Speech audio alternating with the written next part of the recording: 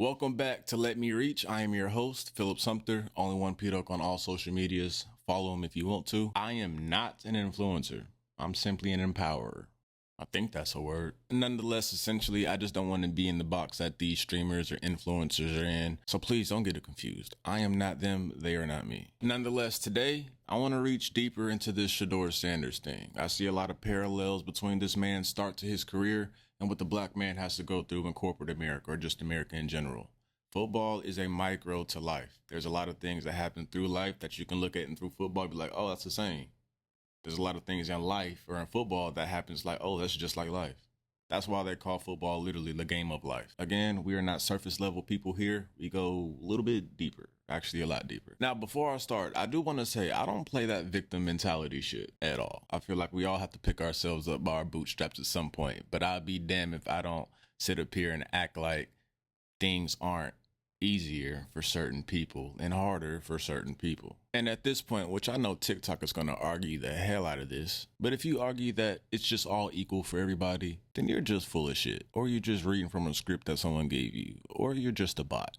Because no, it's not. What sort of things do you see?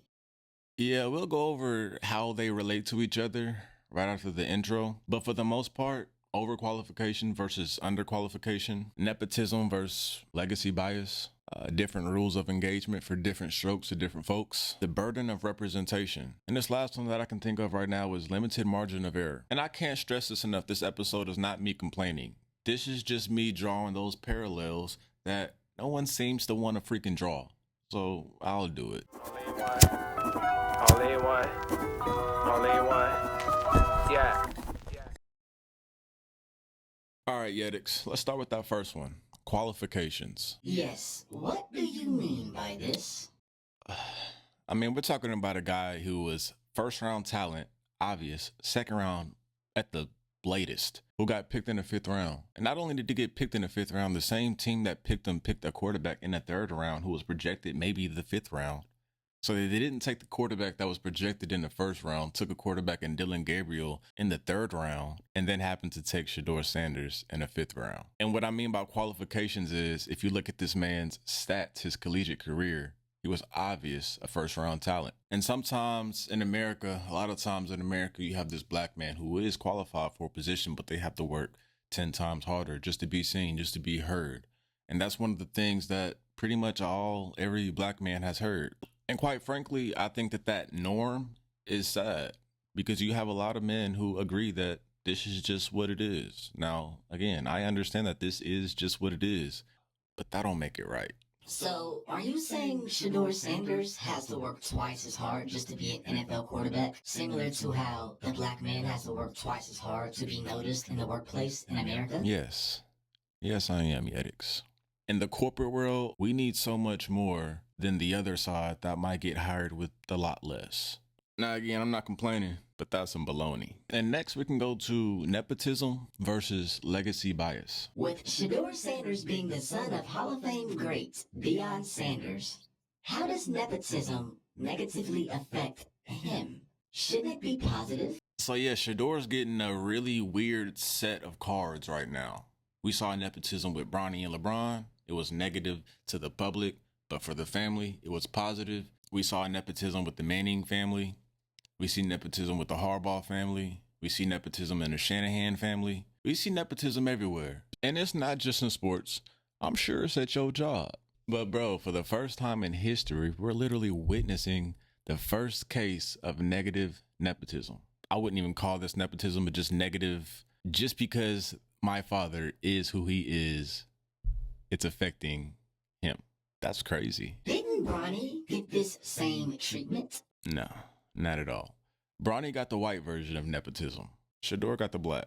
Now, I'm not saying Bronny is not a pro player. I'm not saying that at all. But I am saying his last year in college, the stats that he put up, the eye test, the highlights, he shouldn't have got drafted. Versus Shedeur, what he put on film, his college career, his numbers, his stats, he was a first round talent, somehow dropping to the fifth round. So one person shouldn't have been drafted, got drafted with dad, first game, they play, blah, blah, blah. It's a love story, I guess.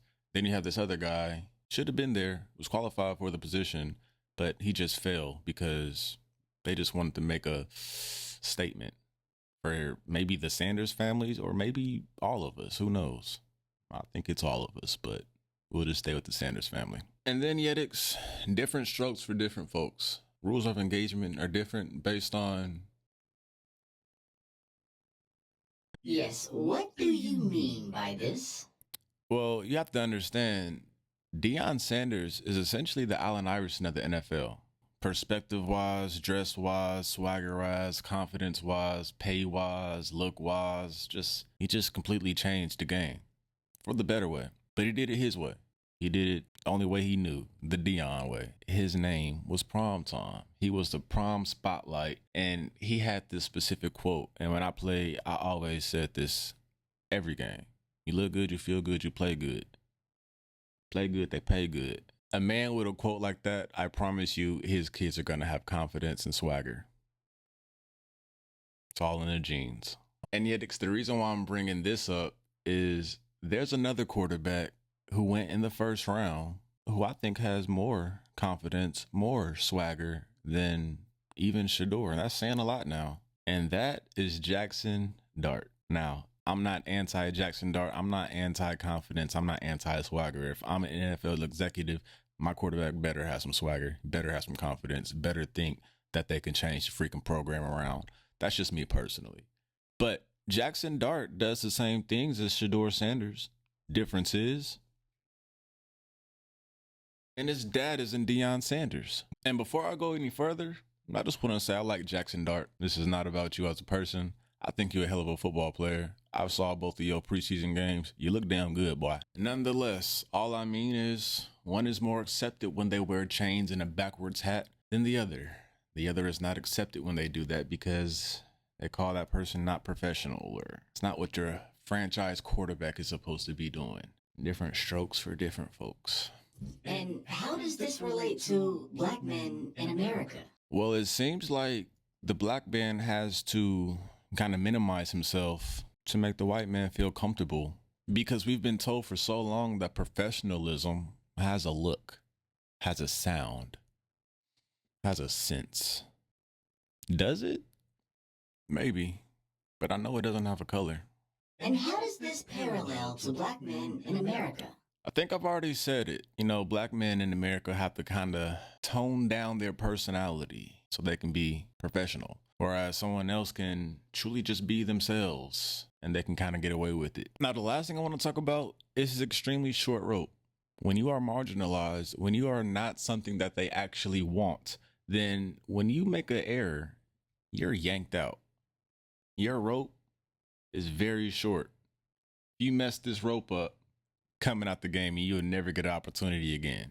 Which sounds a lot like, hey, black man, I'm gonna give you a job, but as soon as you mess it up, that's your ass, Mr. Postman. Shedeur has to play with a very, very extremely short rope. Why? Because obviously the owner doesn't want him there. We have good process, okay? And if you just told me, let's see, we picked him on Saturday, right? Friday night driving home, y'all are going to pick Shedeur, I would say that's not happening. But we had a conversation early that morning, and then we had a conversation later that day. I think we had the right people involved in the conversation. At the end of the day, that's Andrew Berry's call. Andrew made the call to pick Shedeur. Just like who's going to start. It's truly unprecedented. Him actually saying that is crazy. Nonetheless, how Shedeur Sanders is handling this adversity is truly unbelievable. It shows who he is as a person. He's bigger than the bullshit that they're trying to make him walk in or step in. And I think this ordeal also shows who's in control. And it shows that a lot of these people that have the power to control, their opinions ain't really worth a damn. And honestly, it shows that they're freaking idiots and morons with money. Figures. Nonetheless, I hope you enjoyed this episode. Again, my name is Philip Sumter. Catch me on social media. Only One P-Duck on all socials. YouTube channel, Let Me Reach TV. Like, share, subscribe, and I shall see you next time. Only one. Only one. Only one.